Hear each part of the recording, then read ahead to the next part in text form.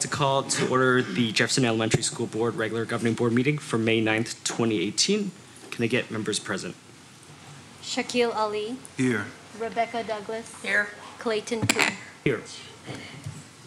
Next is the Pledge of Allegiance, led by students from Westlake Elementary School.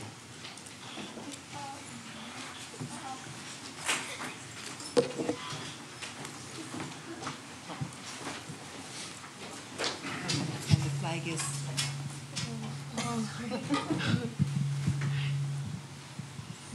Prepare to salute the flag. Ready, begin.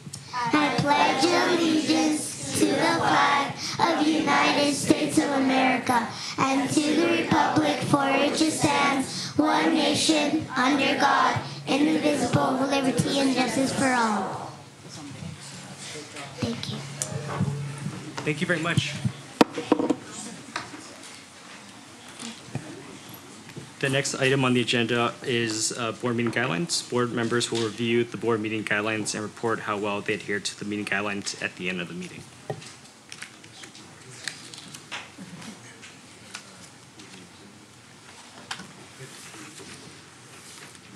I'm good.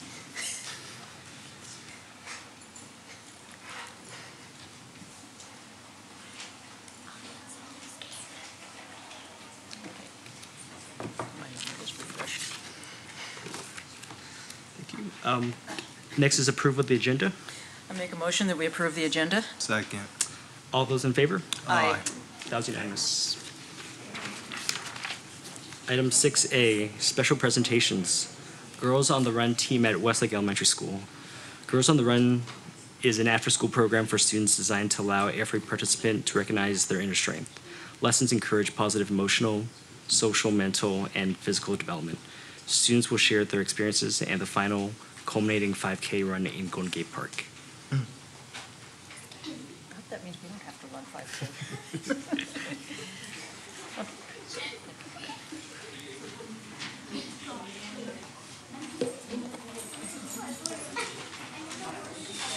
They're excited over the pictures.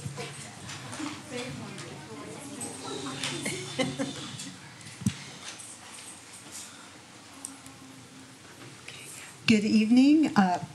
Good evening, board members and administration. It's a pleasure to be here to share a very exciting program, after-school program that we had this year, taught by 4 teachers, Mrs. Regalado, Ms. Roth, Ms. Santos, and Mrs. Juan. And this was called Girls on the Run. There were explicit lessons and team building that the girls experienced. And they learned how to be team members, how to discover themselves, a little bit about their own personal values. And I saw a little quote on the site that said, the girls learned to be the bosses of their own brains and to really think for themselves. And so I think the culminating run, 5K run, was accomplished by all the girls.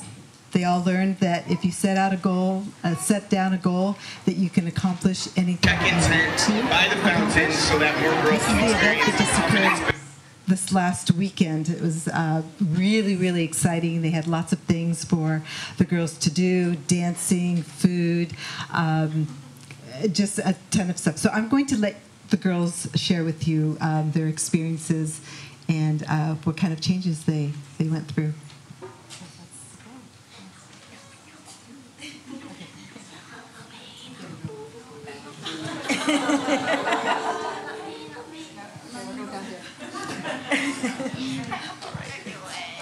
Stand right here. My name is? Hello, my name is Janine, and I'm in Girls on the Run, and I learned that Girls on the Run is fun. I learned that you have to pace yourself, and that's important to me because you get your check-ins by the fountain. So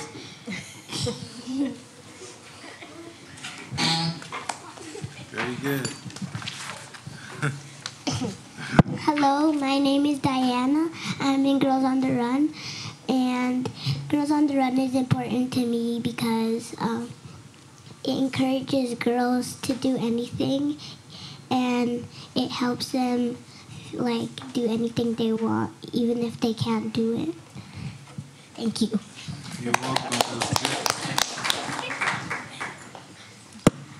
Hello, my name is Galilea Sanchez, and I'm in Girls on the Run.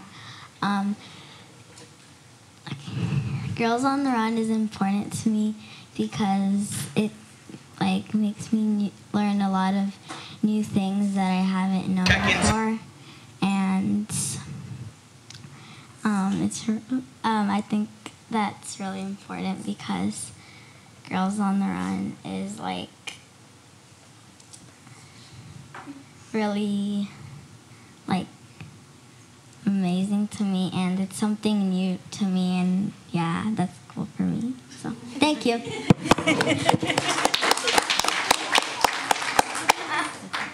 don't want to. You can do it. You can do it. We don't bite. Hi, my name is Madison, and I like Girls on the Run because I learned that you need to pace yourself and have fun. Very good. That's two very important pieces of advice. Hello, my name is Melina Escobar, and I enjoy doing Girls on the Run. It's really inspired me to follow and achieve my goal, and that nothing can get in my way. Thank you for your time.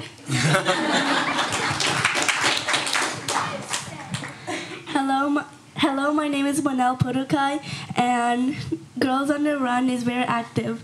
Girls on the Run is very important to me because I learned that people have their own limits, either they're fast or slow, and that everyone has their backs for them.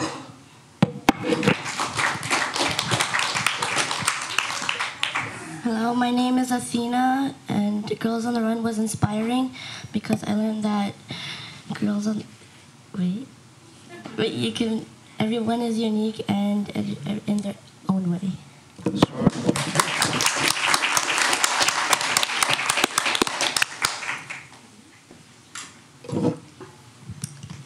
It really wasn't just about the run. That was the culminating event to the 10 weeks of lessons that the teachers provided, and there were a lot of exciting times there, but they did have to think about their values, the differences in people, how to accept others, how to stand by each other when the going gets rough.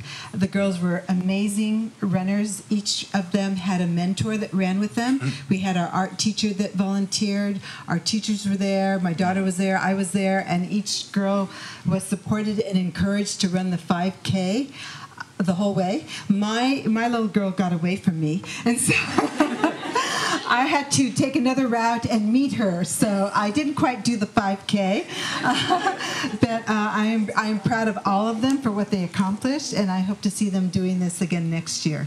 Thank you.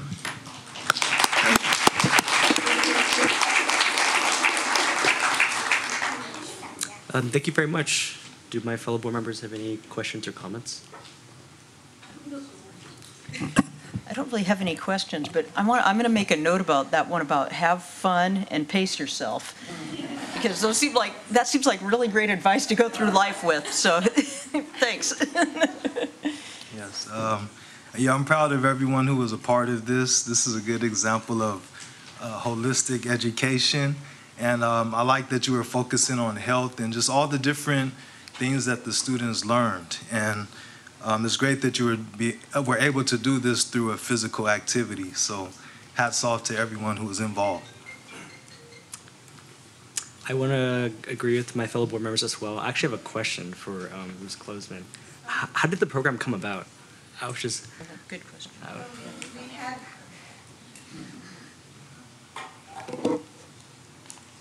Twofold. We had a teacher, Ms. Wan, whose daughter does the program in South San Francisco, and she was investigating, and at the same time, Stephanie Martinez brought it to our attention, and so it was a win-win, and we went for it. Cool. Thanks.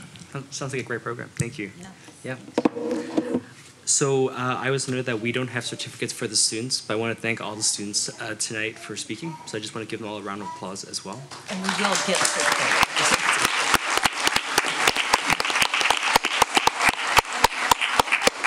And they will get certificates dropped off at the school, so stuff like that too. Okay, thank you so much. Next item is item 7A, public hearing. Public hearing for 2018-2019 AFT Local 3267 contract proposal. A public hearing will be held to receive public input on the AFT Local 3267 contract proposal for the 2018-2019 school year. AFT is proposing to open negotiations on Article 2, wages, Article 3, hours of employment, Article 6, health and welfare, Article 7, leave provisions, Article 10, class size, Article 12, deductions and update language to MOU on avoiding split classes. So, we have some speaker cards. So, It's public hearings. yeah. Yeah. Okay, so I'm going to open the public hearing at 7:14 p.m. Okay. So first speaker is Carol Camacho.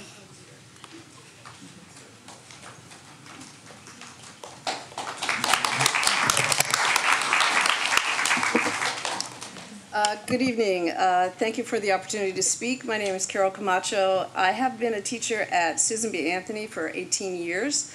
I wear a bracelet that I received today as a gift from a student of mine that says, "Teachers Inspire." And this is really emotional for me, and I've never done this, so I'm sorry. In my 18 years, I have hoped that I've made a positive difference in the lives of my students, and I know that they have taught me so much. I'm someone who came to teaching as a change of career after years in the private sector. I'm inspired every day by the dedication and the hard work of my fellow teachers, and proud to work alongside them every day. This is the most challenging yet most rewarding career I've ever had in my life. What is not fun is the challenge of living on a teacher's salary in the Bay Area, which is getting more difficult each year. I want to share a bit of my reality. For most of us, our work contract hours mean very little.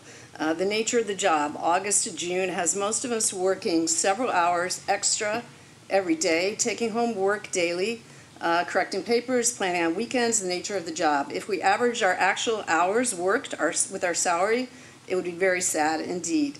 I'm lucky in that I own a home that I love, or rather the bank owns it, but I soon have to sell since I cannot afford it on my salary. I struggle from paycheck to paycheck to keep up with increases in my adjustable mortgage, utilities, property taxes, repairs, and just basic upkeep on my 1937 year home. I've done everything I can living on a tight budget. I drove my 21-year-old car to 210,000 miles. Does that mean my time is up? Yes? Okay. I just want to say lots of details here, but please show us that you value your teachers and help us by giving us a decent raise. Thank you.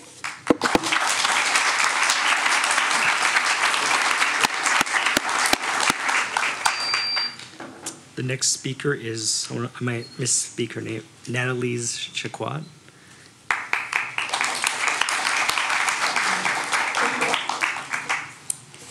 My name, yeah, good. I don't really need this.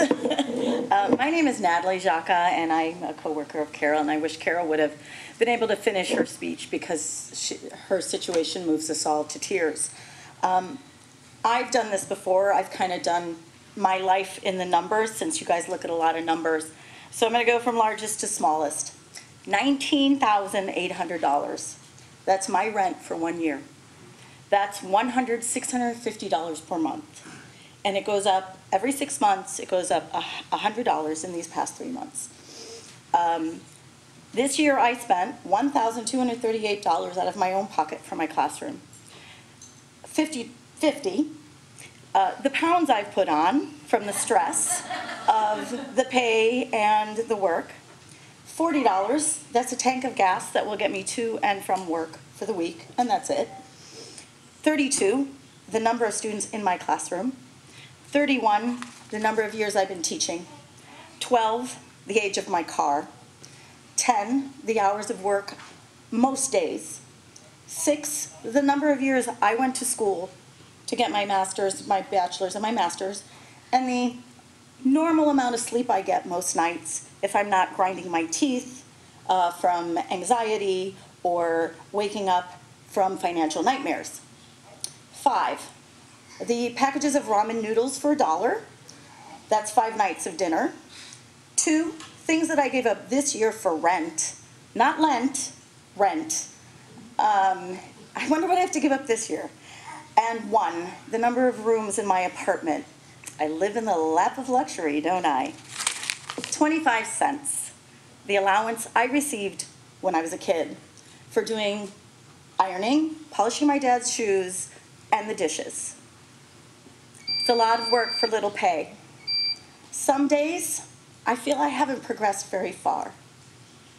I hope that you realize that what we're getting is not a living wage.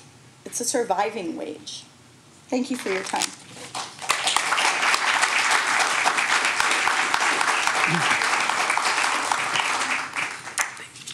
I have another speaker, Janet Harrison.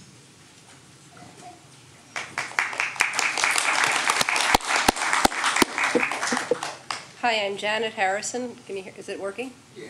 3267, I'd like to thank Paul Hagan and Melinda Dart and Adrian Zanini and the other union leadership that have come to every one of the board meetings that I am not able to come to, and most teachers don't come to, or too tired. We appreciate it, and they represent us. You all have a home, like my colleagues have said. Most people here live in a home. The word implies comfort, security, refuge, familiarity, and our friends, and our life. The rent in my home has tripled. It's $51,000 per year. I just calculated it. It is virtually equivalent to my entire paycheck each month. We need a raise. After living here and teaching here for 30 years in this district, I'd like to stay in my home and keep teaching. The stress is totally consuming. The situation's not unique to me, as you just heard. Teachers and classified employees are stretched to the limit, and the stress is having a toll on our well-being. We need a significant raise in order to live. Thank you.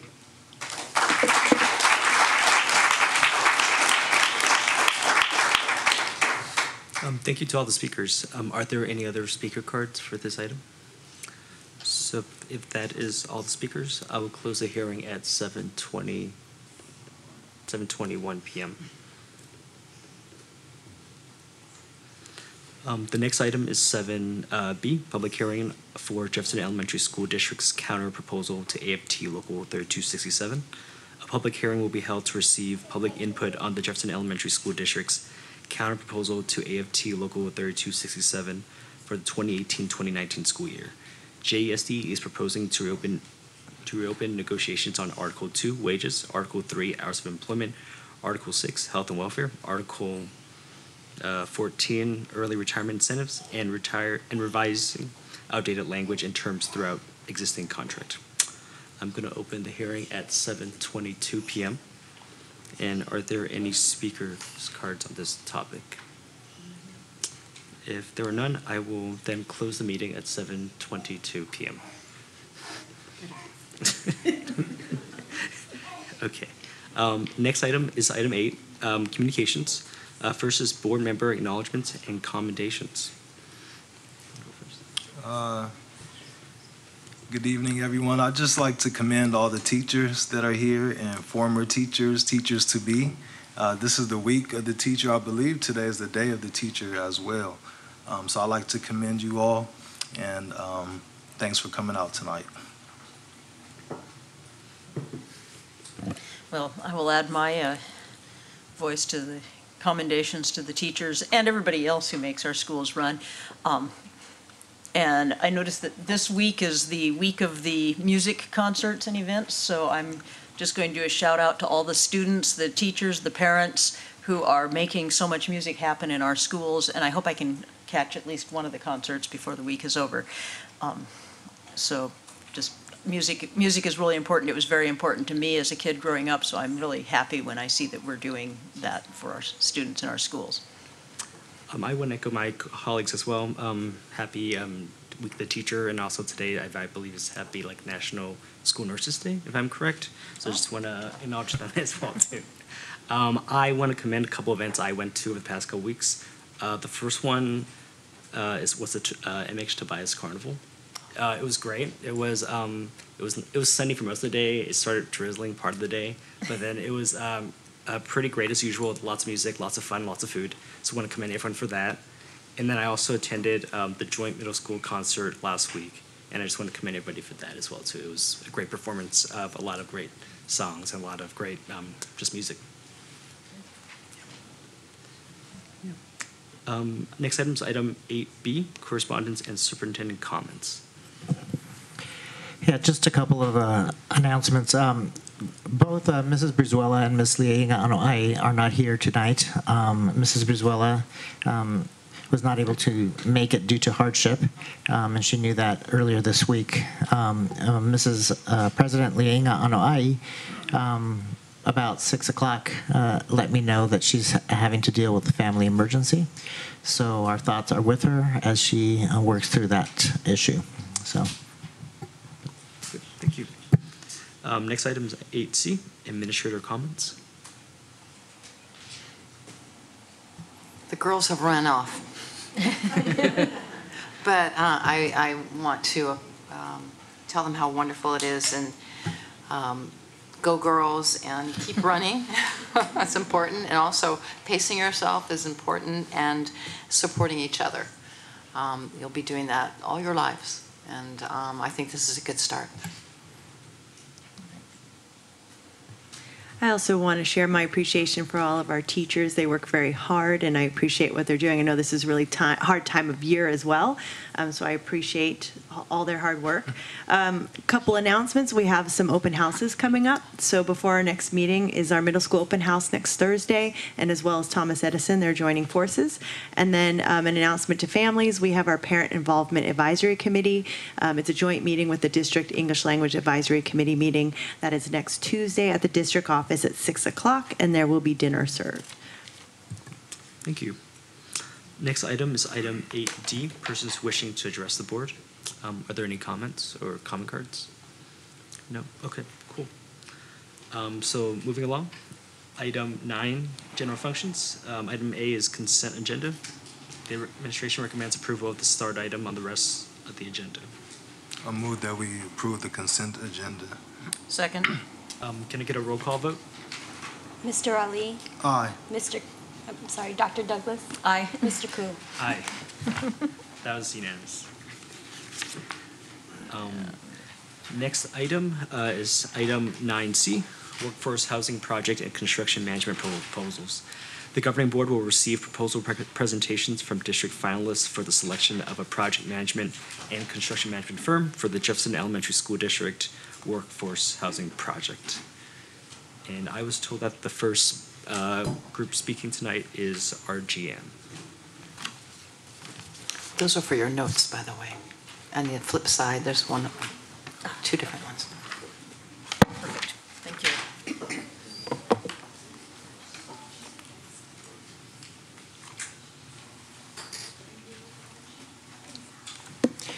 So I believe the way that we've set this up is 15 minutes of presentation and 5 minutes of clarifying questions.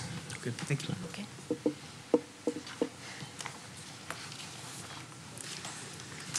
Good evening. Can you use the microphone? Yeah, yes, please. Yeah, so we can catch it on the video. Good evening, ladies and gentlemen. My name is Ralph Caputo. Good evening. Good evening, ladies and gentlemen. My name is Ralph Caputo, and I am president of RGM Associates. have to hold it like that. Yeah, really close, huh? I can do that. So my name is Ralph Caputo, and I am president and founder of RGM and Associates. I started out in the construction industry as a carpenter, worked with the carpentry trades for a number of years, building apartment buildings, custom houses, and track houses.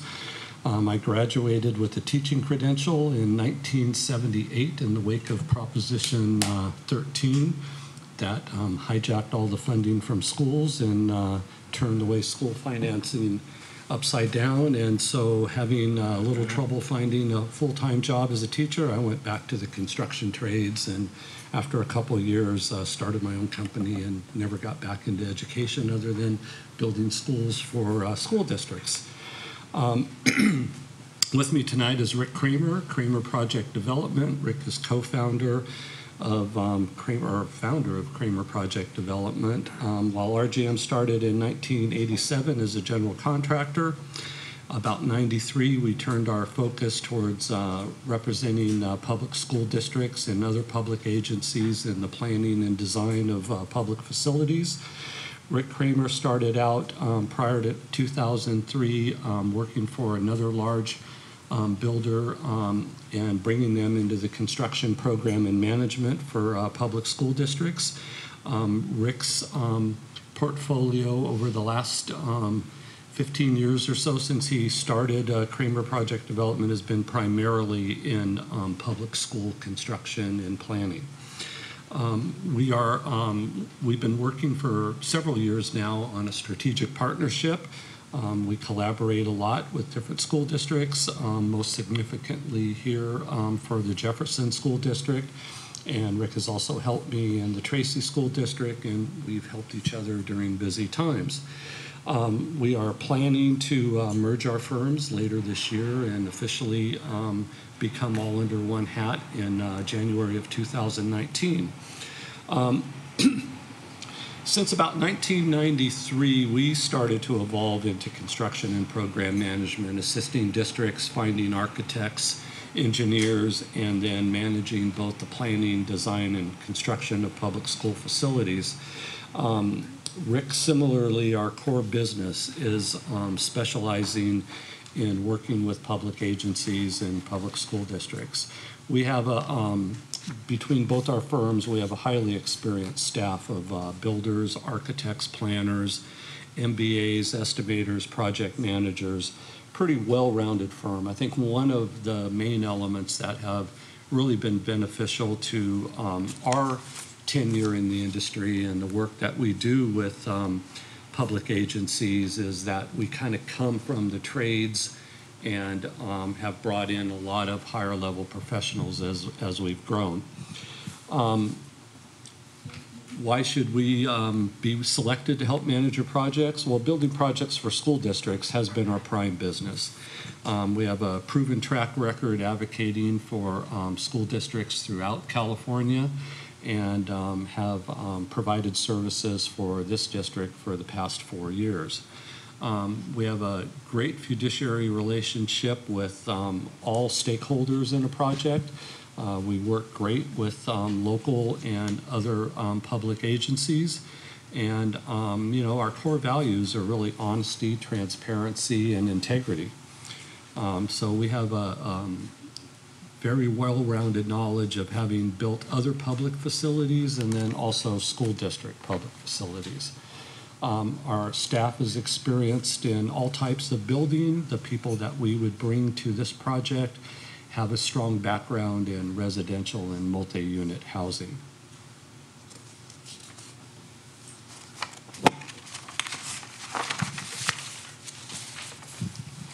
Who will work on your project? Obviously me.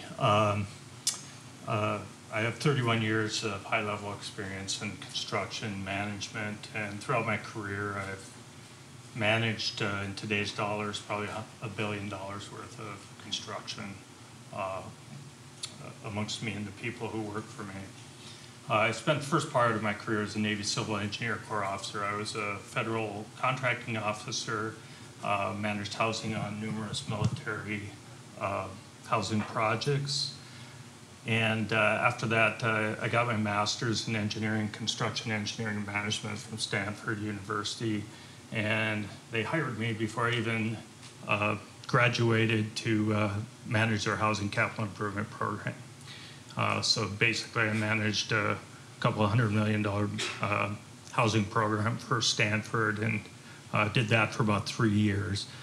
Also, I'm an adjunct professor in civil engineering. I for the graduate program in construction engineering, and I developed the real estate development class for San Jose State University. So I taught exactly what you're asking for us to do. These are some of my housing projects. Just very briefly, the first two on the left are Navy projects. First one is Naval Air Station Fallon, Nevada. It's a 106-unit development. I took that picture out of a search and rescue helicopter pilot, which my roommate was piloting, and that was during construction. Below that is 8-story bachelor enlisted quarters at submarine base in San Diego. That was 128 apartment units. The other three are at Stanford University, the Lagunitas Hall. I was in charge of the renovation of that historic facility. Upper right is the Schwab Residential Learning Center for the Graduate School of Business, and that has in excess of 100 two-bedroom apartments in it. And then the Lyman graduate residence facility on the lower right that I think is 112 apartment units for graduate students. Greg Licken will also be working on this project, and he's currently managing projects for you guys. He managed the Policita Phase 2B and Phase 3, your district office project, and he's currently managing Fernando Rivera modular building project. Vern Lusk is one of my construction managers, 43 years of experience, mostly in home construction, project manager, construction superintendent on very large housing developments, including 3,000 unit expansion of Rossmore development in Walnut Creek, where he was delivering between 15 and 20 residential units per day on that project. Here's some pictures of Greg and Vern's projects. In the interest of time, I won't delve into them, but a lot of experience there. How we will manage your project. We do agency construction management, which means we have a fiduciary duty to you as our client, and we put your needs above our own. And I'll just briefly go through this. We develop a detailed project plan. It's basically a blow-by-blow cookbook of how we will take you through the entitlement process, design, and construction, and develop project budget and do all updates. We'll help you secure financing, likely through a certificate of participation. And we're used to working with the financing consultants for school districts, mostly on general obligation bonds, but we also help them with other sources of financing. Of course, COPs are backed by the leases you'll receive from the teachers, but there's also types of bond finance or land bond financing that we can explore as well. We're very good at budgeting, developing project performance, cash flows, updates, guide you through scope development. One of the most important things we do is help you select a project delivery model. We don't come in with a preconceived notion of how to deliver this project. There's numerous ways we can go, and what we do is we take you through the process of assessing what your risks are and choose the delivery model that best suits that risk. And that's something we'll do early on in the process. They all have their pros and cons. Won't get into them here. That would take much too long. But we can certainly provide more information on those. Take you through the architect selection process. Probably the single most important person or entity that you will contract with for this housing project's architect will help you find a specialist in housing and make sure that we get a good value contract with the architect. I would say also, given some of the significant soils issues you have in this locale, the geotech, who is normally just a sub-consultant, is going to be a very important player in this project as well. Yeah, so obviously we'll get contractors on board and oversee them on site. We'll manage all the preliminary testing. Geotech hazmat, I know you've done a geotech report, I've read it. And we're going to have some somewhat pricey foundation system on here. I've seen worse, but this isn't going to be an inexpensive one. Take you through the design process, basically get all the city entitlements, permitting, manage contractors, coordinate all the special inspections, and coordinate with public utilities.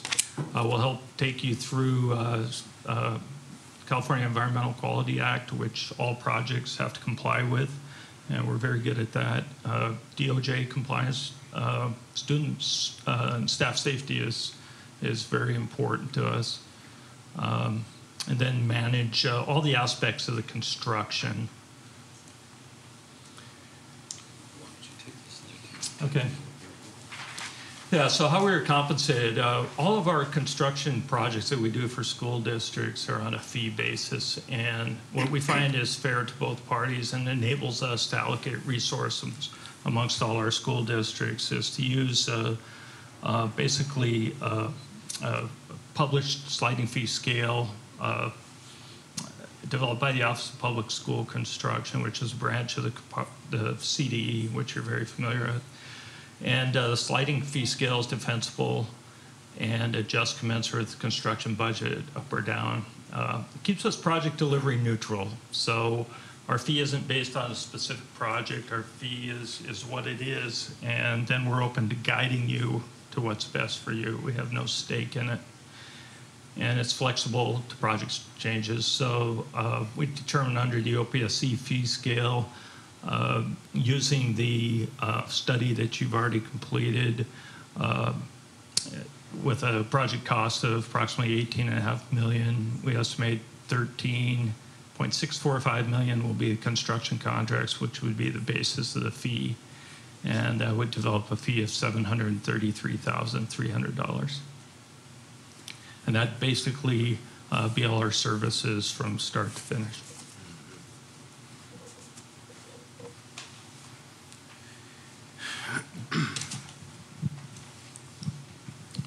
So to conclude, YRGM Kramer, we have managed the most recent projects here for the Jefferson School District. We advocate for you 100%. Your interests are our interests. And we have an impeccable track record up and down the state managing similar projects. We have the knowledge and expertise and experience to plan and build your workforce housing project. We have worked on some of the most complex facilities that, outside of residential, school construction has some of the highest building standards as essential facilities. We've done a lot of very complicated construction projects for public facilities as well as private facilities, and we present a very seasoned project team between Rick, Greg, and Vern and the support staff that we'll have over 111 years of construction projects experience, most of which was school and or housing projects. I'll add to that real briefly. What we're trying to say with the second bullet is this is a construction project. It's unique to a school district, but the unique aspect of it is probably 5% of all the effort required to do the project. And that 5% is in the early stages, planning and development. It's that 95% that is critical to more critical to the project because that's the part of the project that will really get school districts in trouble. 111 years of construction project experience. If we throw Ralph in on the team, we'll be closer to 200. Actually, one caveat, even though most of my residential experience, housing experience goes way back between the year 1998 and 2009, I also worked for the Contractor State License Board as an arbitrator, mostly arbitrating residential projects, issues between contractors and subs, owners and contractors. So over the last 10 years, my housing experience has been as an arbitrator trying to settle disputes among other parties. Cool. Thank you so much. Do colleagues have any questions or comments? First? All right. I have a few questions. The first one is the DOJ compliance. Can you just say exactly what that is? Is that? Yeah, absolutely. So as you know, all of your teachers need to be fingerprinted and cleared by the Department of Justice. And so we do that as well with our key staff and the key staff of the contractors we work with. We are on an active school site, and there's certain rules that we have to comply with, and that's what that means. Okay. And the certificate of participation, you said, the COP, what is that exactly? Yeah, it's a financing method that's available to public entities. Most of the work we end up doing is either out of deferred maintenance funds or general obligation bond funds.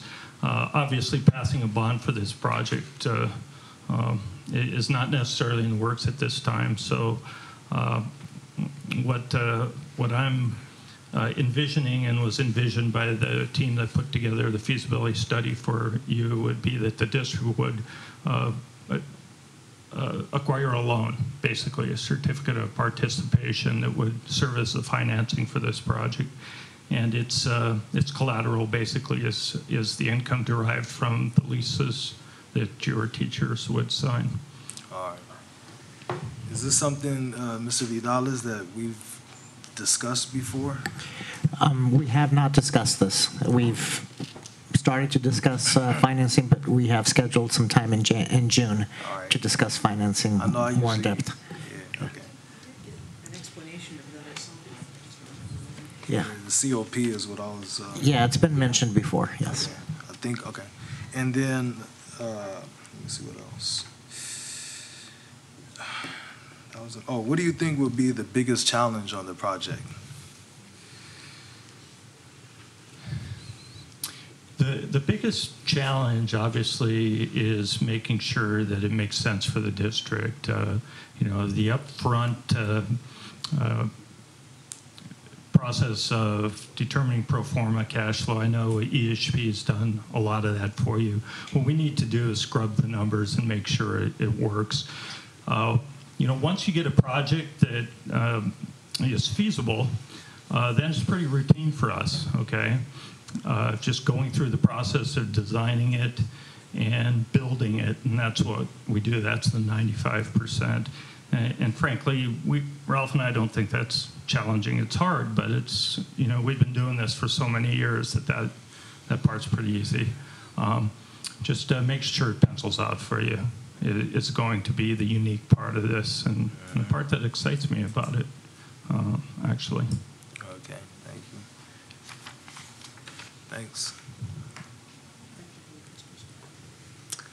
I don't have any comments as well. Thank you so much, Ralph, and you're welcome. Rick, yes. I looked at him, I knew his name, but it couldn't come out. All right. Thank you so much.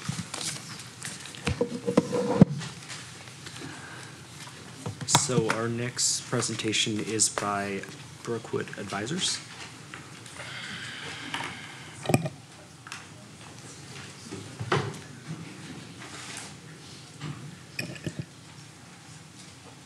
Good evening. My name is Shepard Hury. I'm the Chairman and Chief Executive Officer of Brookwood Group. We are a relatively small but national company. We've been around since 1989. We're founded here in the Bay Area. And we have several divisions, although we're a pretty small group. I can tell you about that. One of those divisions is Brookwood Advisors, and we see ourselves as strategic advisors to our clients in the overall procurement of not only design and construction, but real estate projects. So how do I work this? I just push the arrow. First, I'd like to introduce my colleagues who are here with me this evening. Alan Katz. Alan Katz, who's the president of our company, and Alan Hayden, who is the project director we proposed for this project. In addition, pardon? Yeah, we have Alan and Ellen.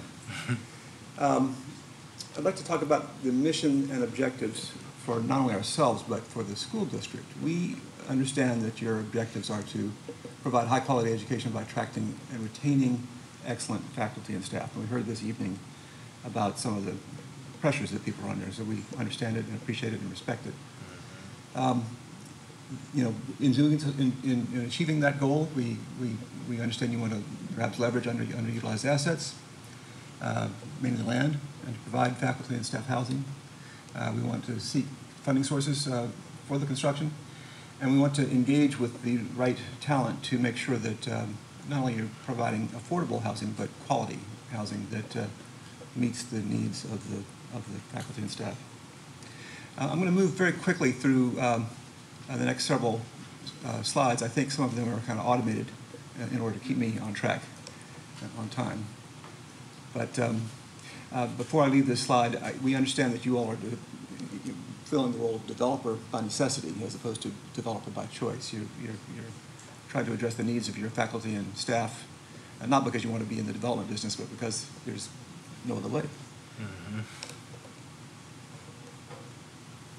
So Brookwood Group consists of several business units: Brookwood Program Management, Brookwood Equities, which is a development firm, and we act as principals in developments, and then I mentioned earlier Brookwood Advisors. We exclusively represent the interests of our clients. And by the way, I was impressed by Rick and Ralph's presentation. I think there's a lot of similarity between our companies in those respects. We do borrow upon the real estate expertise that we have in our role as principals. And in the program management realm, the founders of our firm are myself, my father, George Heary, and my sister, Laura Heary. But my dad was actually one of the pioneers of the program management industry in the 1970s. So some relevant experience of our project team. We have done a good bit of work for here in the Bay Area. This is a proposed headquarters campus for Salesforce. We did this very much under the radar screen. We were under a very strict NDA. We've done a good bit of housing work in public-private partnerships, including the city of South San Francisco, and we've worked for the city of San Mateo.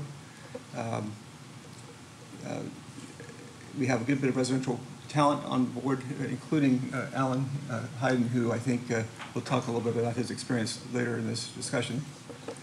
And in a little personal experience, I've done a good bit of high-rise work. I'm not sure it's relevant here, but I'll show you some of the projects that are here in the Bay Area. Alan Katz and I worked on the Centennial Towers project in South San Francisco, which is where we really got to working with each other pretty closely. But Alan also has done a lot of housing work in San Mateo. And Alan Hayden, again, perhaps I'll let you speak more quickly to your introduction. Thank you, Shep. Members of the school board and members of the audience, thank you. Going back to, we skipped ahead a little bit, but anyway, my experience is about 32 years in residential development. Most recently, I was working on the Bay Meadows project and overseeing the townhomes, as you can see on the top left and the bottom right and the top right. I've been involved in everything from high-rise to greenfield, single family, and in the envisioning process, trying to find designs that will, delight the people who live in them. I mean, we don't see it as, these aren't widgets, these are places that people live, and we think that's one of your goals, is to provide a really nice place to live. So. Alan, do you want to speak to your experience a little bit? Back up to your slide. Okay. I can. My experience is I'm lucky enough, I think, fortunate enough to be an architect and an urban designer, both. A nice combination, and have worked on some major projects throughout the Bay Area, that include mixed use and housing projects from Santa Clara up to Oakland and points in between.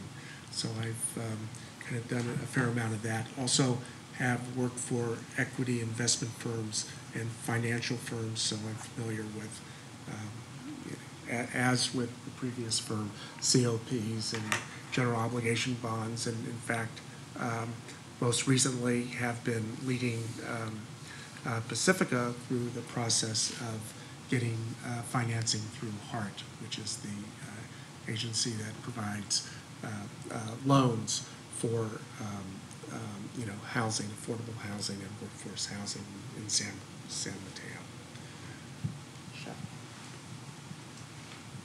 Two of our new team members who are not here this evening, but will support us are Ken Klevenoff and Chris White, and a little bit of their experience is shown here.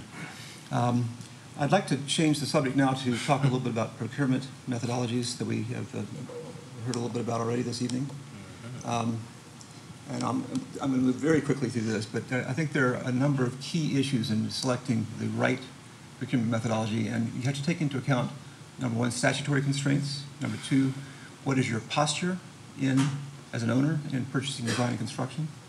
And the basic issue facing a lot of public agencies is you're really not in a position to rely upon relationships to do that.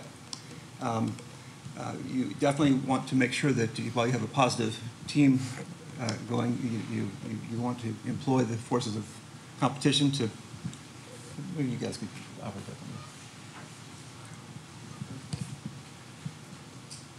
There we go. Let's run this through from the beginning here.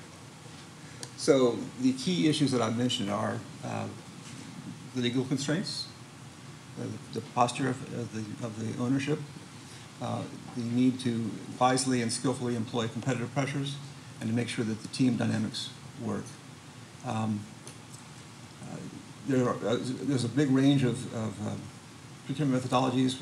At the extremes, there's the traditional design bid build method, and then the design build method. There are many other variations on that.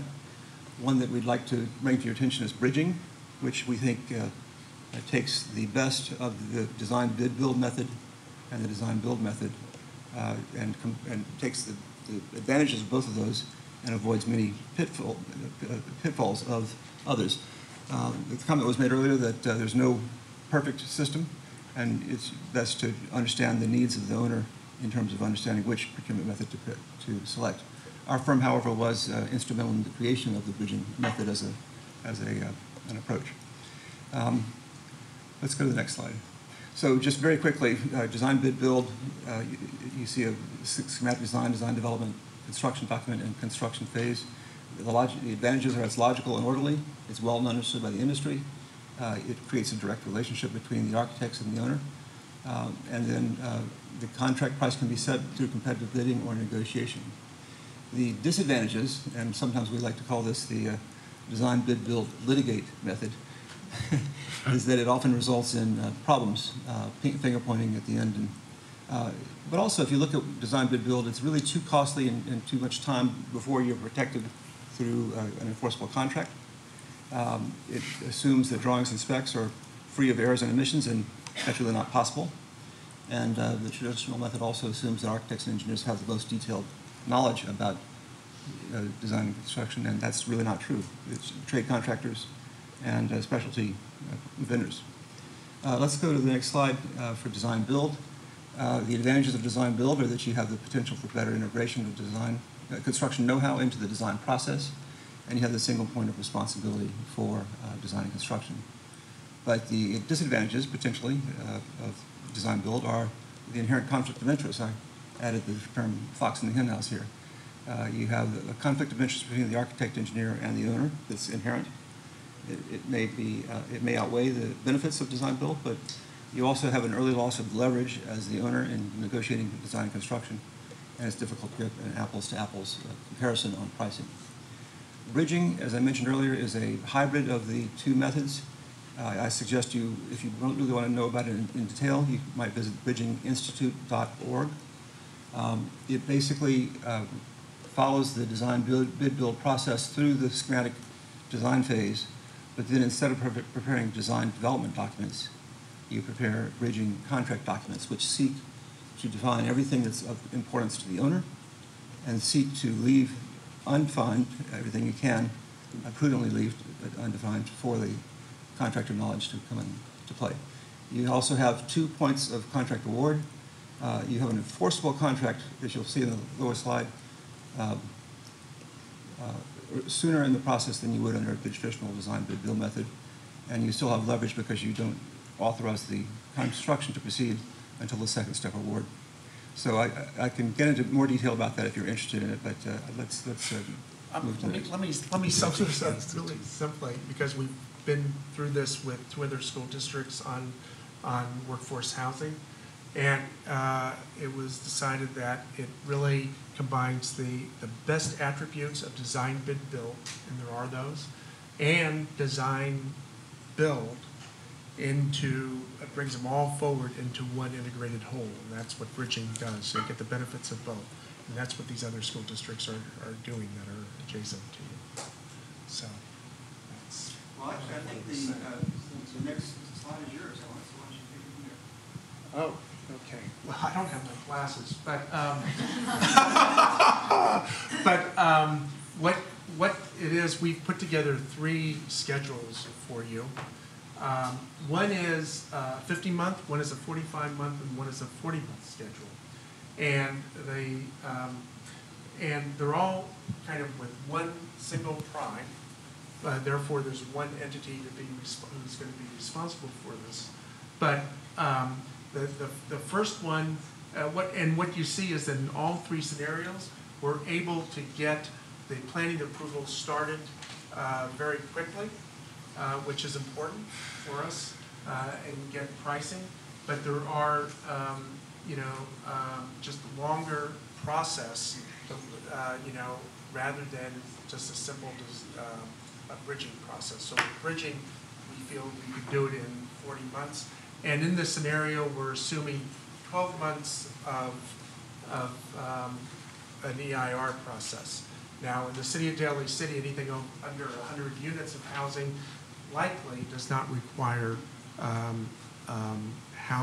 require an EIR. It's probably going to be done under neg deck. It was reported in your reports that way.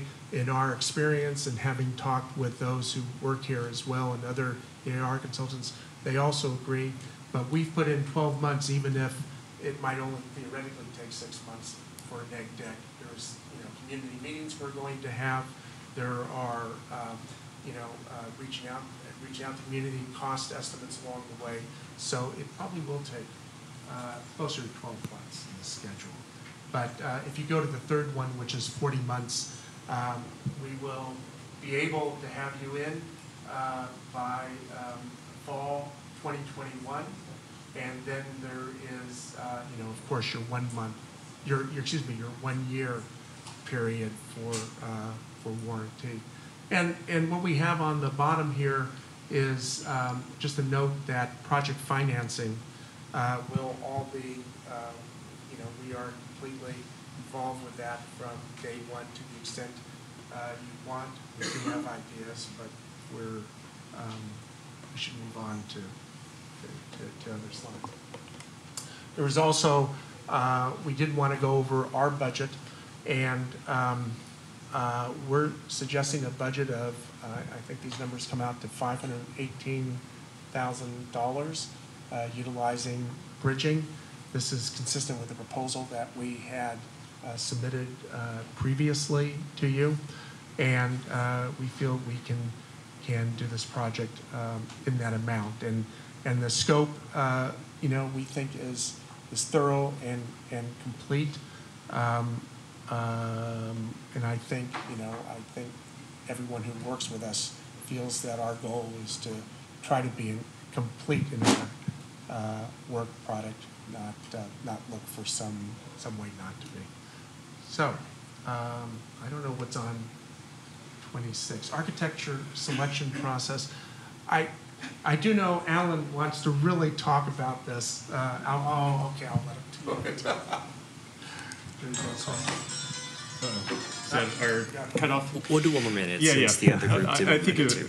yeah, that was our last slide. So anyway, but we understand that you all want to be involved in the architect and potentially the landscape architect selection process. There are many good architects out there.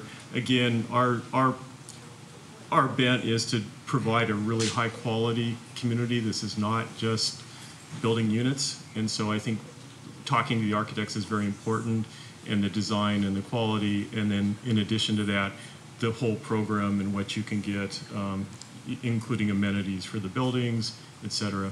So anyway, we can get into that further, but thank you for your time. I want to just take 1 minute and just, because this photograph is up as the last one for questions and answers. Terrible thing to do, but we just looked at the site, we've been thinking about it, and we just feel you may want to consider higher density on this site. There are advantages so that you could start out with 45, 48 units in phase one, and then allow yourself the potential in a phase two to increase. So that would give you perhaps 75, because it is a fairly low density compared to what others are building now and getting approved throughout the region. And we wanted to point that out. Cool. Thank you. My colleagues have any questions? I had a question about, you mentioned something about affordable and high quality. Mm-hmm. So how do you achieve that balance, or what are your ideas about how that would be achieved here? Yeah.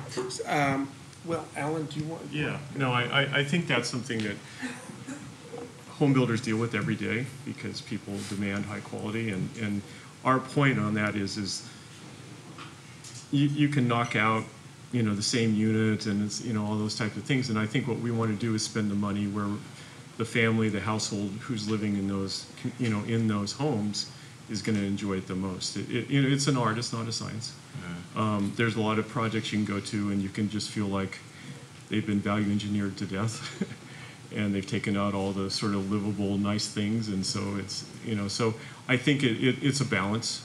Mm-hmm. But we just felt like our team feels very strongly and very honored to work on something like this, and for teachers and for other people who work for the district, they deserve a nice home, and so we will fight for getting them the best we can. It's not going to be palatial and kind of thing, but at the same time, I think we feel very strongly about paying attention to what the quality items are, whether it be spec, whether it be floor plan, whether it be amenities.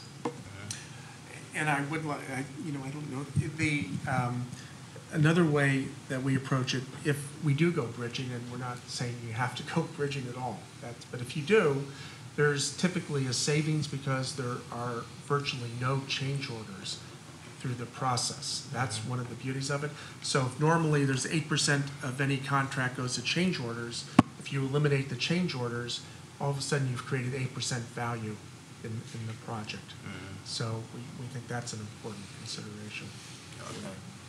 It was just interesting that you mentioned density, because I would think that would be part of quality, is not having too dense of housing. And those are things that we would have to take more time and get more input from the teachers to find out how many people are going to actually move in. I mean, to me, that would be kind of a complicated issue. And then it makes me think about transparency and, change orders, the whole thing. So I don't know, it was just interesting that you mentioned that, because that was my question. It was about that balance between affordable and quality. Well, I do think that you don't necessarily equate higher density with lower quality, and sometimes it's better. You can get more, for instance, if you have more homes there, you can afford more amenities because there's an economy of scale. You can design, we're talking about something like, going for 10 more units or 15 more units. I'm not talking about a high rise. So anyway, there are absolutely our trade-offs, and we would look at what your, what your future residents want, what the site allows, and what, you know, and so just trying to optimize it for you. And we just wanted to say we're not losing sight of that, and we understand the very strict budget constraints, but trying to find the right solution. Yeah, I do need to point out, we're only going to look at the options for you and show you what things can be. Mm-hmm. It's going to be up to the executive staff and stakeholders and yourselves to make those decisions. Mm-hmm. Okay, thank you. Other questions? I'm good as well. Thank you. Cool. Thank you so much. So are we going to discuss this amongst ourselves, or? So there's an item at the end of the meeting. Yeah. All right. So. Okay.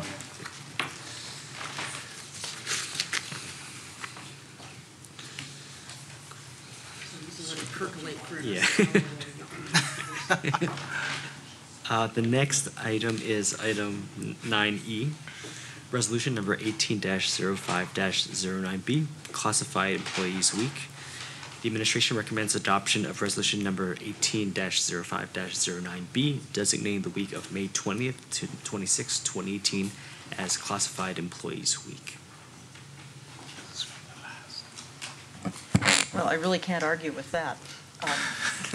Without our classified employees, we are doomed. So I will make the motion that we adopt resolution number 18-05-09B, designating the week of May 20 to 26th as classified employees week. Second. Mr. Downs, is this a roll call vote or is this a floor? Okay, could I get a roll call, please? Mr. Ali? Aye. Dr. Douglas? Aye. Mr. Koo? Aye.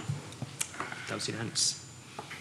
Next item is item 10B, after-school sports program update. After-school sports coordinator Nicholas Wolf will share updates on the 2017-2018 programs that have served middle school students across the Jefferson Elementary School District schools. Hi, guys. Hey.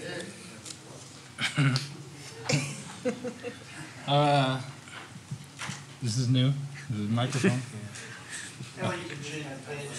What's that? Oh, next time I'll have something for the screen. So I want to start by saying thank you to all of you guys for supporting the after-school sports program.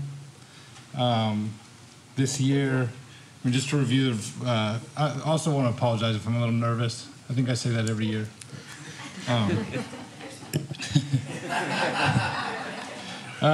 So 4 middle schools, we had boys volleyball, 51 participating students this year, girls volleyball, 72 participating students, boys soccer, 68 participating students, girls soccer had 80, and the track program had 197 students participating. It's the 3rd year, and it continues to improve.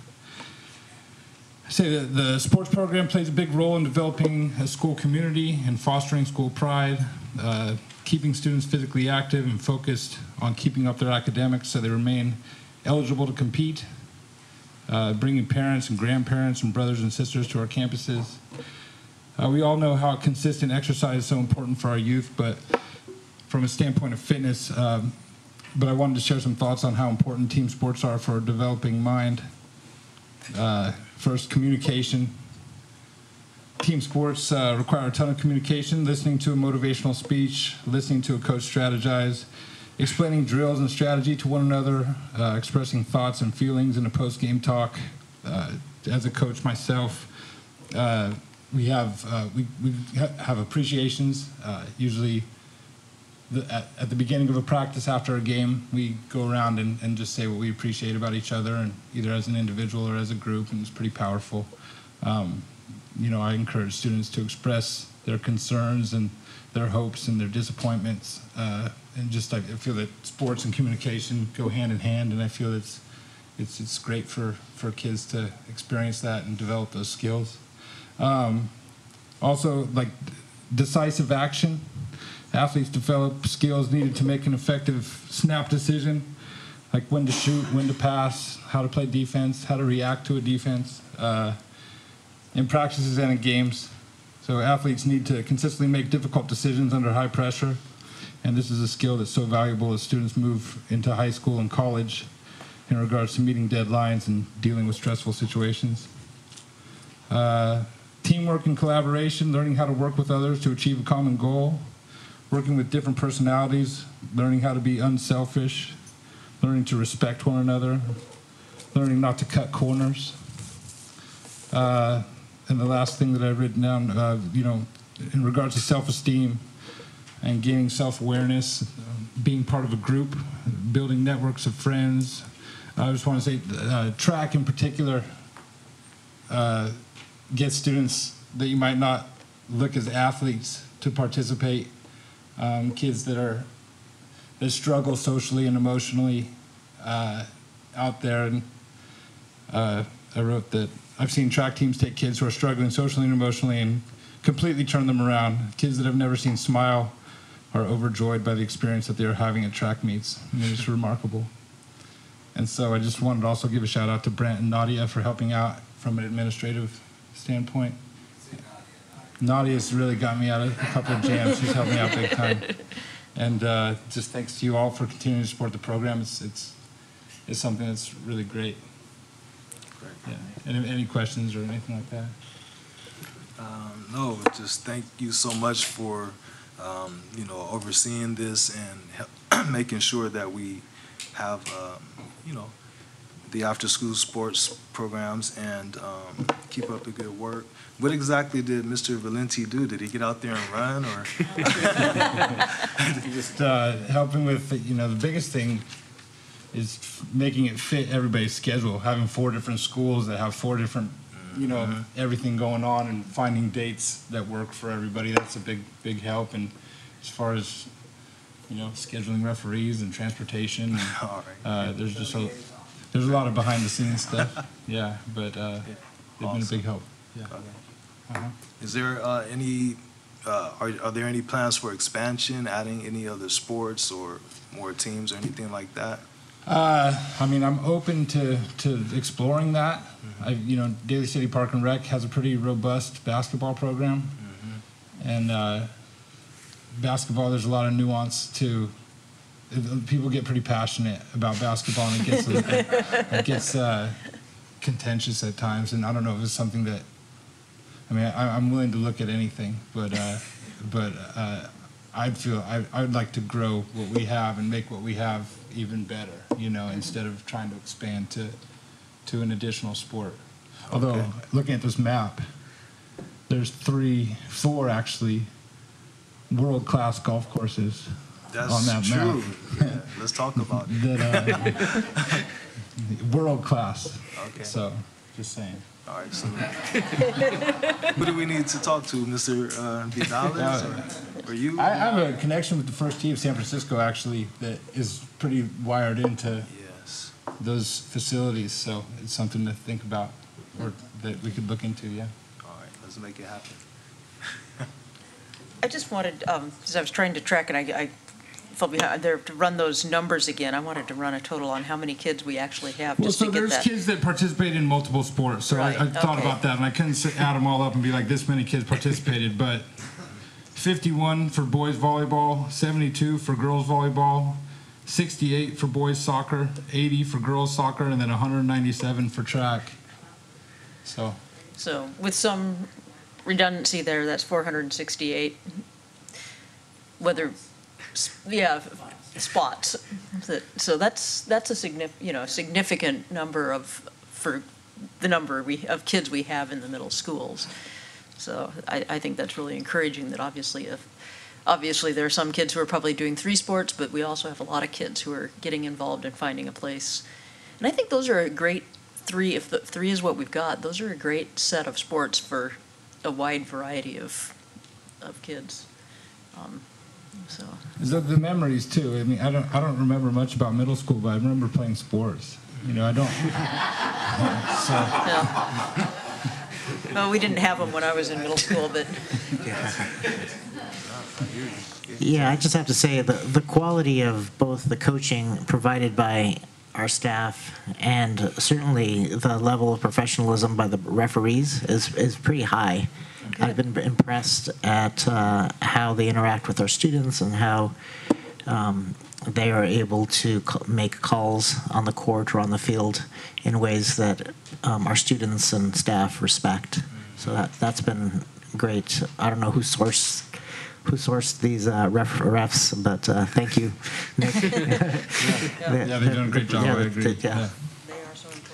And for me, just thanks again for the presenting. I think every year that I've heard this presentation, the group has gone bigger and bigger and bigger. So that's great to hear. So I just want to excited to see what's in store for the next year, what great sport we're going to have, and what kind of world-class champion's going to come out of our school district just because of these after-school sports. So thanks again. Thank you so much. Yeah.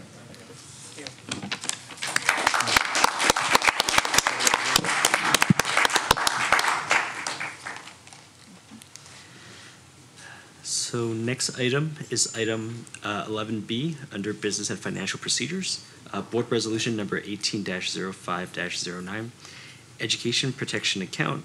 The administration recommends the annual adoption of the Board Resolution number 18-05-09, Education Protection Account, identifying manner in which Prop 30 funds have been expended. Okay. Well, I will make a motion that we approve resolution number 18-05-09, the Education Protection Account. Second. Could I get a roll call vote, please? Mr. Ali? Aye. Dr. Douglas? Aye. Mr. Koo? Aye. That was unanimous. Next item, item 11C, food service update. Caitlin Bisset and Martha O'Rourke, Sodexo representatives, will provide an update on this year's breakfast, lunch, and supper programs.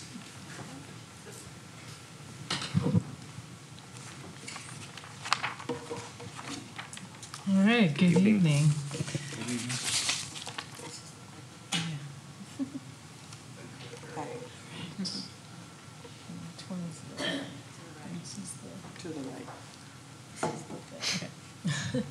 Hi, I'm Caitlin Bussey, food service consultant for the district, and this is Martha O'Rourke. I'm going to give a little bit about what we've been doing over the last year. So we'll start with economic trends. So as you can see, over the past 6 years, our approved free students have really dropped off. The only reason that this year we've actually gone up is the CDE created a new program where they directly certified all the Medicaid students. So that has really helped us get more people on the program. It was 660 actually for this year. So that has really helped us, but over the last 3 years, we're still down 236 in total.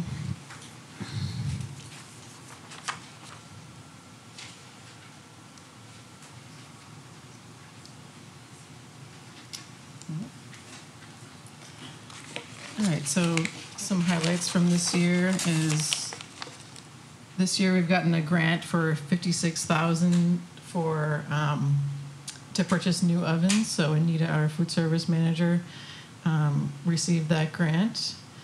And we're also in compliance with the new procurement regulations that came out. So that's for all purchases with the child nutrition funds. We also offer smoothies at breakfast this year, every Thursday at all schools. We've added one additional supper program at Woodrow Wilson, which is added $25,000 in revenue for this year. We also did a barbecue at Fernando Rivera. We had a table at the Health and Literacy Fair, and I'll go over the last 6 or so in more detail. We did a menu advisory meeting. We opened up a new kitchen at the Thomas R. Paulsita Middle School. We partnered with CAFF, which is California Alliance with Family Farmers, and Cal Extension to offer monthly tastings at 10 of our schools. We did some promotions for breakfast and lunch week at the schools, and we had our annual Future Chefs competition. So first off, we had our menu advisory meeting, which we partnered with the LCAP meeting to get feedback from some of the community members and staff. Some of the feedback we got was to translate the menu into Spanish, which makes sense, and we have started doing that. some feedback to offer a little bit different and more items to 6th through 8th graders at FDR. Have better pizza. So we're looking into different products and ways to serve those items that they are presented a little better, because some of our items being prepackaged don't hold well and don't present well. So we're looking into different ways of doing that. Having more wraps and topping bars and some of their favorite entrees. They said were the usuals: nachos, pizza, grilled cheese. And barbecue. Barbecues. We also had a table at the Health and Literacy Fair, which I sampled a vegetarian recipe, a teriyaki noodle bowl, and turns out that they liked it. 85% of people said they liked it or loved it, so we are going to try it on the menu. It's actually on next week, so hopefully that'll be a new vegetarian option for us. We opened a new kitchen at TRP, which looks beautiful. The students love it. They can, go around and serve themselves, and we can present everything a lot more beautifully, offer more vegetables and items and different stations. We have like a pizza station and lots of different items, smoothies. So they really like it, and the participation showed. The breakfast went up 46%, lunches went up 33%, a la carte 109%. So they're liking that. And then every month we did this last year also, but we're doing fruit and veggie tastings. So we partner with UC Extension, who provides us volunteers to help pass out the samples, and we work with the Community Alliance with Family Farmers and our produce vendor to hook us up with farms and their local produce that's in season. So they get them in for us, and then we can order them in and sample them and have them on the garden bar for that day. So some of the things I've tasted are blood oranges, which some of the students were a little bit scared of the name. But once their friend tried it, then they loved them. Mandarin oranges, pears, apples, peaches, strawberries, rainbow carrots, and we'll continue doing this for next year. And we did some special promotions for breakfast week in March and lunch week in October. Just some different items and cookies and stickers to, get the excitement going and get a little variety. This is a picture of the top of your own pancake for breakfast. And next is our third annual Future Chefs event that we held in March. The theme was Healthy Asian Fusion, and so we had 7 participants, and they made. This is probably my favorite one. They made the best recipes. They were all really tasty. But the winner was a 2nd grader, Deanna Delgado from Garden Village. They were all super cute, and they all had a lot of fun. Oh, her winning recipe was pork lettuce wraps.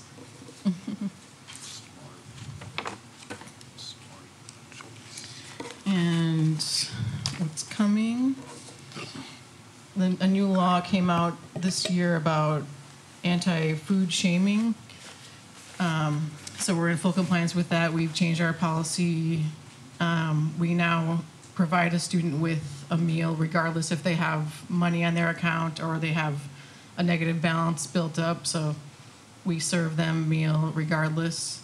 And to let the parents know how much they've accrued. Every Monday, we send out a message letting them know what their balance is so they can make sure to keep up on their payments. We're also expanding the breakfast program to general Pershing. That's the last school that doesn't have breakfast, so they don't really have the space, so we're adding a portable food cart donated by Second Harvest so they can offer breakfast to the little ones at General Pershing. We're also looking to expand the middle school offer by adding a mobile food cart that kind of has different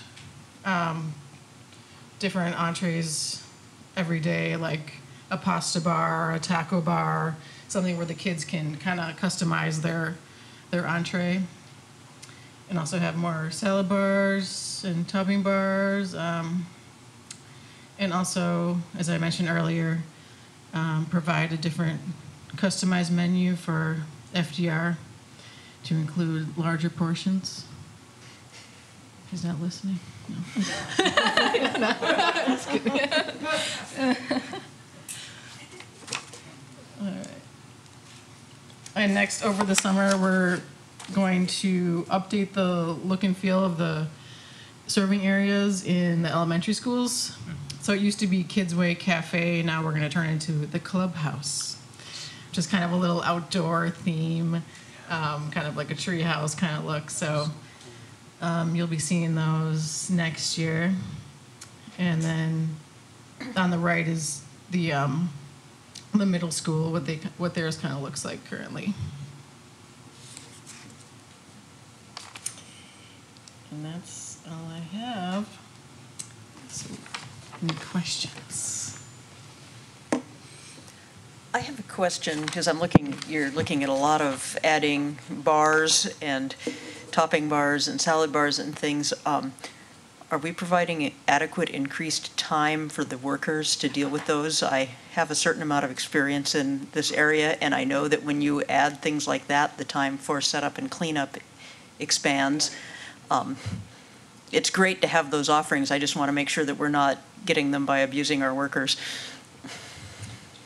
Yeah, we would have to talk about that more, but I think we would probably more of a shift in stuff because you already have bars out there in a lot of the offering bars. But today what kids are looking for is more just toppings to things. Mm-hmm.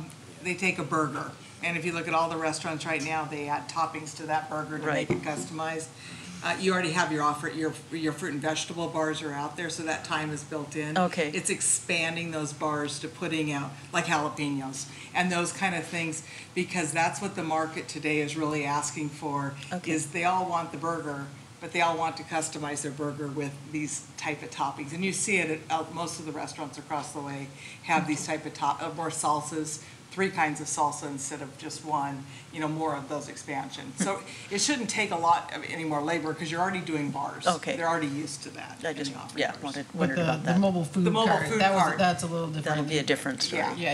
And that you could probably, we're going to experiment at first with a rotating person just to break the monotony for middle school kids. They want more variety, more things, and also to be able to expand the quantity when they can go through a pasta bar and put on some different things on it and stuff like that.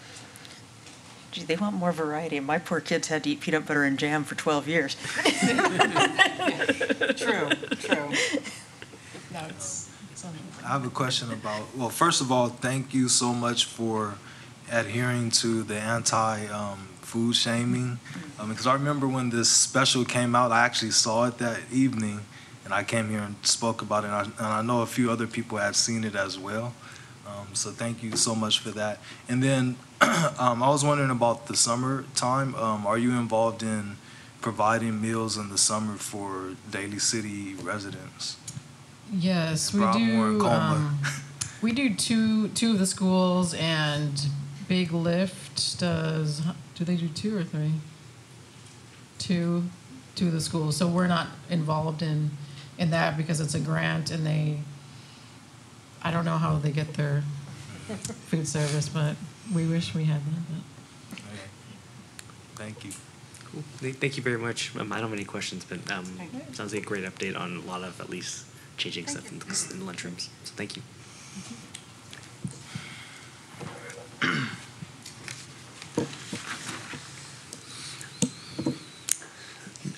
The next item is item 12A, certificated retirements, 2017-2018. The administration recommends acceptance of the following certificated retirement requests and appropriate resolutions be prepared, committing those with 10 or more years of service. So the first person is Eugenia Elliott, third grade teacher at MP Brown. Next one is Michael Gannon, PE teacher at TRP. Third one is Terry Hurwitz, seventh grade reading and language art teacher at Fernando Rivera. And last one is Annabelle Klosman, principal at Westlake Elementary.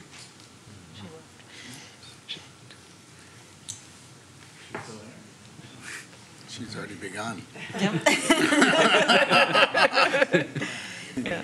Well, I move that we accept the certificated retirement requests of the aforementioned employees, and that they be commended for 10 years of more service, if they have it.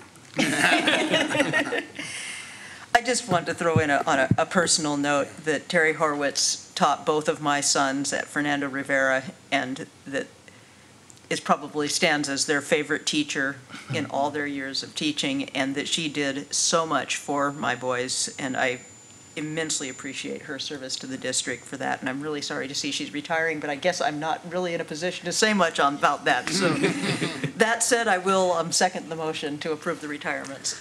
Cool. All those in favor? Aye. That was unanimous. Congratulations on your retirements.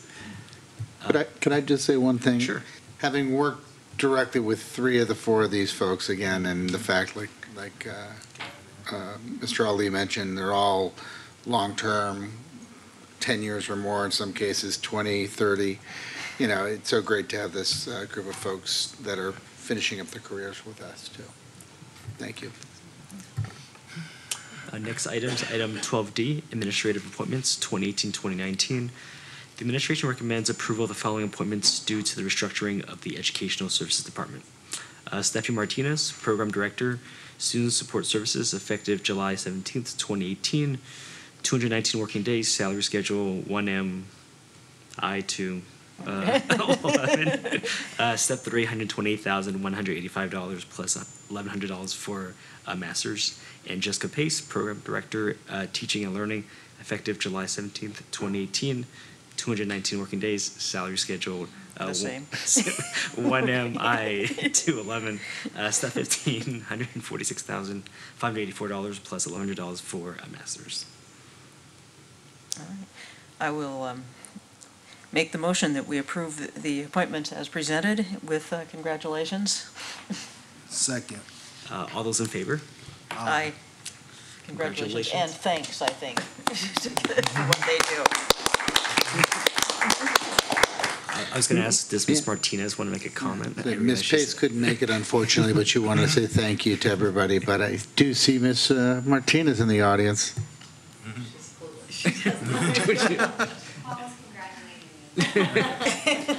Would you like to say a couple of words here to the public?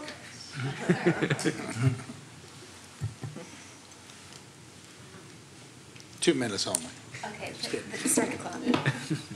Yeah, well, sure. Thank you so much. I appreciate it. And, you know, my time in education has mostly been spent in this district, and it's, you know, a place that I feel supported, and I feel connected, and I just really appreciate the support from you, the support from the teachers, and thank you.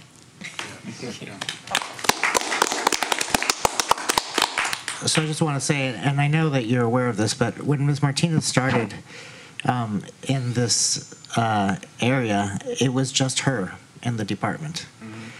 Since that time, you know, the district through LCAP has expanded it. We have counselors at every school site. We have social emotional learning happening at every school site. We have a variety of other programs happening at every school site, and Stephanie is instrumental in not only making sure that that happens, but that there's guidance and support for staff in this department, this Student Support Services Department. She's also masterfully taken on the process to support school sites as they make decisions about how to discipline our students, and been an excellent thought partner with me and with Ms. McCulick about how do we implement discipline that has a greater chance in resulting in changed behaviors versus implementing discipline just to punish, but no change in behavior associated. So that has been a really helpful partnership. We don't have the answers. It's just always asking the question and making us think outside of the box in terms of what do we really want to achieve. When students misbehave, we want to achieve a change in behavior, and we want to be able to take an action that will maximize that possibility. Congratulations. Next item is item 13A, retirement classified personnel. The administration recommends approval of the retirement request for the following classified employee and requests an appropriate resolution be prepared commending him for his years of service with the district. John E. Frischel, maintenance tech in the maintenance department, effective June 9th, 2018. Mr. Frischel has been employed by the district since September 25th, 1980. Might as well make the motion. What, do you want me to make that? Might as well. Okay, sure. I'll make the motion to approve the retirement request for the following classified employee, Mr. Frischel. Second. All those in favor? Aye. Congratulations. That was unanimous. Started as a summer work crew member in 1980. It's going on towards getting close to 40 years. Yeah. That's a lot of patience with us. Moving down to section 14, board policies, administrative regulations. 14A, board policies, administrative regulations, October 2017, CSBA board policy revisions, second reading. Board will review and revise board policies, administrative regulations from October 2017. CSBA board policy revisions as stated in the second reading. Are there any comments or updates, I revisions? had no changes or updates on that one. Looking through it still, but no. So Cool. I guess if that's the case, then I'll make a motion that we approve the October 2017 CSBA board policy revisions for the second reading. Second. All those in favor? Aye. That was unanimous. So, section 15, governance team member comments, reports, and reflection on board meeting guidelines. Got any reflections? I'll go. Well, since Ms. Martinez is still here, I would like to also echo some of the comments of Mr. Vidales, but also to just say, just so happy that you're still here and that you've grown in your position. And tonight, hearing about the Girls on the Run, I had a sneaking suspicion that you had something to do with it, and it was confirmed. So keep up the great work. And also, Ms. Pace, you know, we have a good balance in our district between social emotional learning and our academics. So I'm just so happy that both of them have these new titles, you know, that fit more what they're doing. So thank you. And I reflected on keeping our focus on the best interests of our students. Okay. Well, I would certainly would echo what Mr. Ali said to Ms. Martinez and Ms. Pace, that we know what we've got and we appreciate it. And you know, I just read these over and didn't pick one, but I think we've done a great job on all of them tonight. Kept the meeting moving very well. Well done. I selected we'll keep our focus on the best interests of our students as well. I feel like we've had a lot of great news at tonight's meeting. Great stuff at Westlake Elementary, after school sports, making sure that we show appreciation to Ms. Pace and Ms. Martinez for all the work that they've done and other stuff, and as well as all of our teachers in district as well too. So just want to commend all of them for that. So the next item normally we end now, but we actually have more stuff to go. So, item 16, selection of a firm to conduct workforce housing project and construction management on behalf of the Jefferson Elementary School District. The governance team will discuss proposals and make a selection of a firm to represent the district in the project and construction management phases of the workforce housing development. A final contract with the selected firm authorizing work will be presented for board approval at a future meeting. So I guess, do we have any comments or questions? Yeah, this is discussion? where we start talking. Yep. I mean, looking at it here, I came right down fairly quickly to that bottom line figure, which is, it looks very significant, but I'm thinking in terms of the overall cost of the project, it's probably, the difference is trivial. So that method of making the decision didn't really last for me. I would say I felt the same way too, but I noticed, RGM has worked with our district in the past. They know our school district. So I was taking that into consideration when I was making, just considering. Which leads me to suggest that we turn to our helpful advisors down here and ask if you have any thoughts or reflections on that. You are the ones, particularly you, Julie, who have actually worked with our GM directly, and Bernie, and if you have. No, so both of the firms that we brought forward are firms that we felt would be competent and able to achieve the project goals. We would not have brought them forward if we'd had experience with or had heard of experiences with either of them that were not professional or positive. So it really, the board expressed a desire to make that decision, and so I'm allowing you to have your desires, and you may want to change your requests in the future because of that. But I seem to recall that the person who was adamant about that is not present tonight. But nobody spoke up, so you all own that decision. So we all have to own that decision.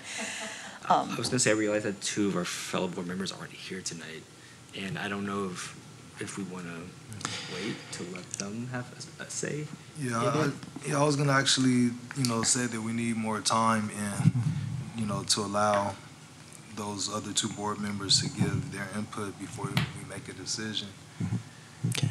Well, fortunately, we do videotape these sessions so they can receive the information that you all received today through the presentations. And we can move this decision, if the board so wishes, to the next meeting. I would add that if there are any questions that come up over the course of the next few days, that you send them to me, and that we will be able to get those questions out to our different partners to have answers to be brought forth at the next meeting. I do have one question for, actually, I don't have any questions. Yeah, I was not going to allow you to make a question because we did let folks know that they could leave. But if you have any questions, I will send them to both of our partners. It was actually a question for Ms. Kessler. But okay. The design build, what is it? Design bid build? Bid build. Or design build and bridging, which they brought up. Do you have any comments on that, or is that even relevant for us to discuss?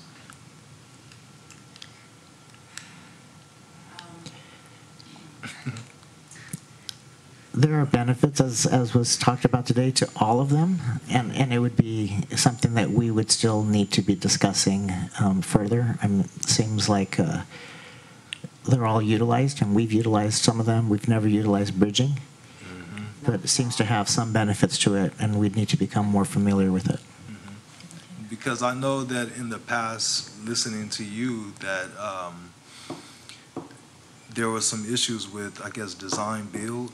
Design build, yeah. Right, so I listened to the presentation tonight, but I don't think I wrapped my head around what bridging actually is. I just heard it more as a concept.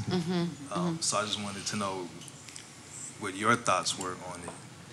Hearing the bridging method, it does sound definitely like a much more feasible method than design build. There does seem to be more of a level of involvement and control at the district level up to a certain point.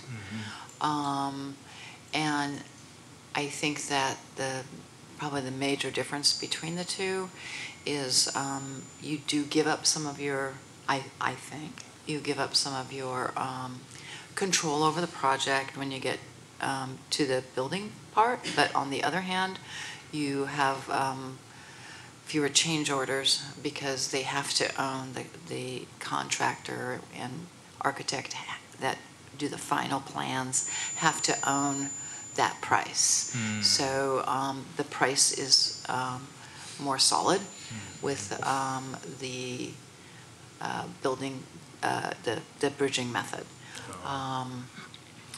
And I believe either of the firms can provide that method.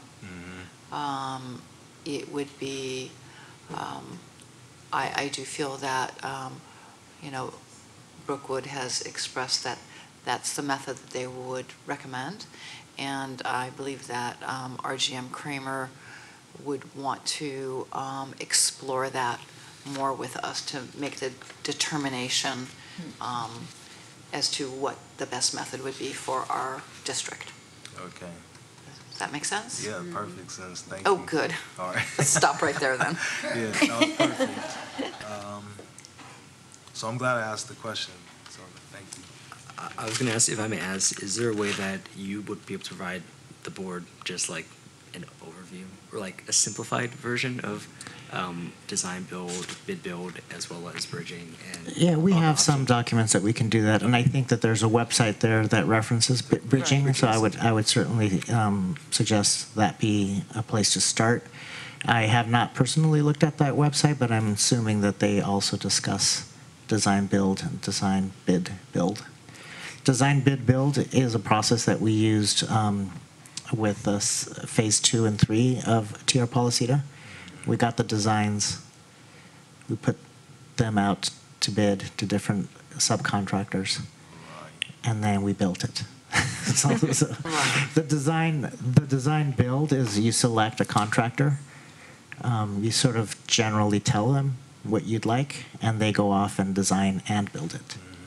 They partner with an architect, but they work as one unit. So I asked the question because I just remember several times that Ms. Kessler had issues with the design build. Yeah. Because of change orders and kind of a lack of transparency. Well, no, the design bid, design build is just, you kind of just give the whole package over at a price. When we did design bid build, we had the single prime and the multi-prime. And the single prime was you had one contractor, and that once you design the project and then you go out to bid, and you bid the entire project as one project, and the general contractor manages electrical and the plumbing and the casework and all the different elements, the site work and such. Whereas with the multi-prime, you go out and you contract out plumbing, general, electrical, site work separately. And so there are more cats to herd with that. On the other hand, you have more control over that there aren't subcontractors so much because you're hiring them all. And so you have more control over who's doing the job. And so, but those are both under design bid build. Okay. Good. Yeah, and we did have issues with leaseback, but that was more of a legal issue with the way the law was being interpreted, so. Right, all right. So from what I'm hearing, we're probably going to postpone the vote Yeah, until the so next I would meeting. like to make a motion that we table this to the next meeting. Second. All those in favor? Aye. So that was unanimous, and we'll push it to a future board meeting. Item 17, Board of Trustees vacancy. The administration seeks direction on the process the board wishes to use to fill the board vacancy. If pursuing a provisional appointment, the board shall select 2 members to serve on an ad hoc committee to determine whether whether applicants meet eligibility criteria. I'd like to move that we table this to the next meeting as well. I think you actually have to, since I'm not allowed to participate. That doesn't give you a quorum. Yeah, so I was thinking about that aspect. You're not allowed to participate in the selection of the next board member, and I was unclear, and I could not find an answer for if you were allowed to participate in the process to determine the selection or to make that decision. So we could postpone it. That in my ideal world, which only exists in my head, I was hoping that the board would, if the board determined that they wanted to move forward with a provisional appointment, would be able to make that decision at our second meeting in June. Because it's a very light meeting. There's just two major items: approval of the LCAP and approval of the budget, which all of the discussion, all of the discussion and all of the work happen in the weeks before. So that would be the perfect meeting for that to happen, although a meeting in July would be fine as well. The board only has to make a decision within 60 days, so which is around June 15th, So before you make a decision. The next meeting is well within that. So decision on the process or Yes, yes. Okay. So, and it would, if we wanted to, if the board determines a provisional appointment, it would just, it would likely, depending on how long the board wanted to float the idea, may need to be at the July 18th meeting, I think. I forget what our meeting in July is. So it's that third Wednesday in July. Yeah. For us to vote then? Yeah, if that's how the board decides to move forward. The board may also decide to just let an election fill the position, in which case we serve as a board of 4 until December. And so this vacancy starts exactly when? June 16th. June 16th is when it starts. Yeah. Yeah, probably 12 a.m., June 16th, yeah. Discussion. Promptly following the graduation. Right after Fernando Rivera's graduation. Yeah. Well, I know that I definitely would not be in favor of having a board of 4. So just to put that out there. I was going to say, the way that I got involved in the school board in some ways was sort of through the appointment process. And if I recall, some of the conversations back in like 2015 was about the time in terms of would it give someone an advantage in terms of election, because they would be an appointed incumbent, and then along the process they would have technically an edge over someone else running. So I know that was a conversation in the past. So that might be something we could talk about later on, but I know that was something that came in the past. Yeah, I have no comment on that. So is there a motion to table this to the next meeting? Yeah, I still have a motion out there. Okay, you put the motion out there. Do we have a second? I guess I have a second, right? Yes. You don't have to. Let's vote on this, and then I will check to see if it's a valid vote. If it's not a valid vote, then we just move it to the next meeting. Okay? So second, all those in favor? Aye. Mm-hmm. The next item is item 18, persons wishing to address the board on closed session items. Are there any cards?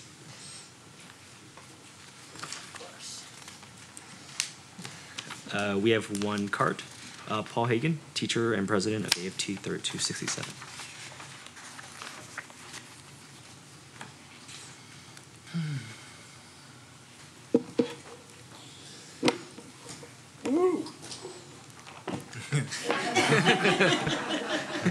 I always wondered how Nick Wolf feels up there.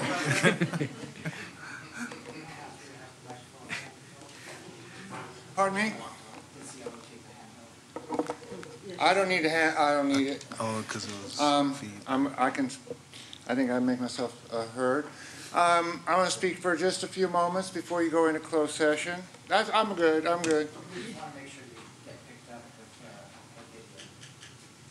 your mic on, even then.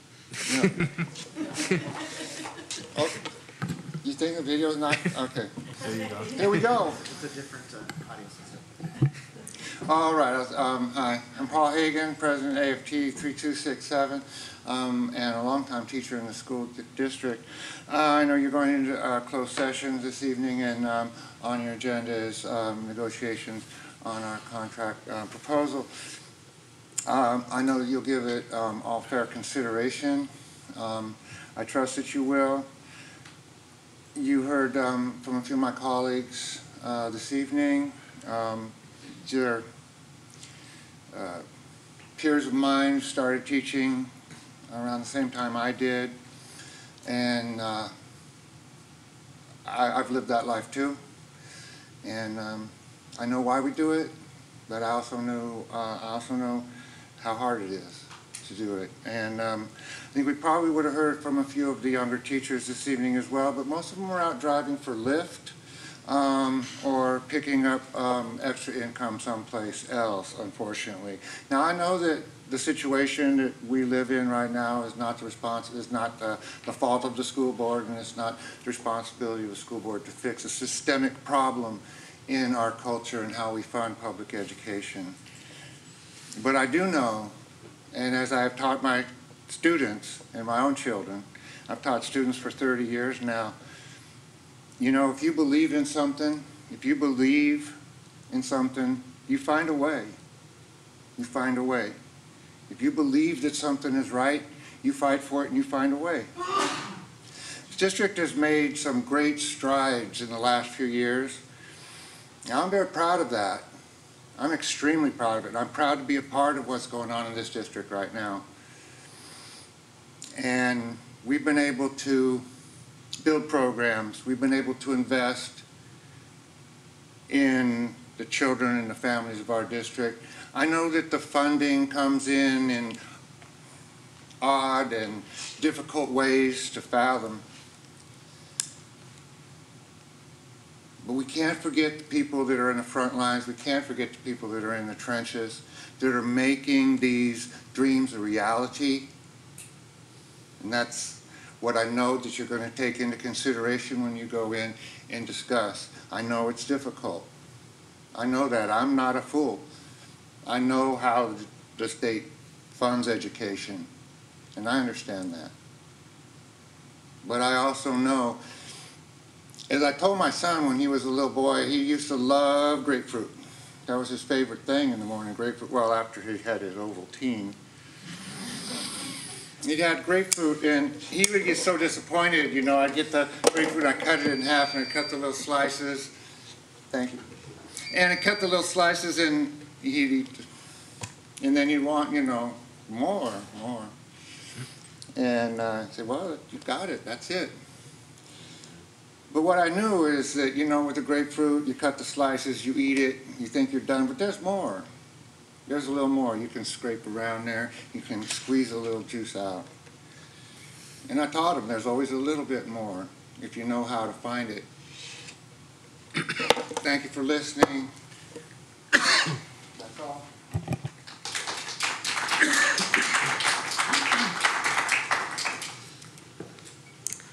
Thank you. The next item is going to convene to closed session, but we are going to take a moment of silence for Dr. Lowell Jennings. She's a retired school psychologist. So I ask for a moment of silence in her honor.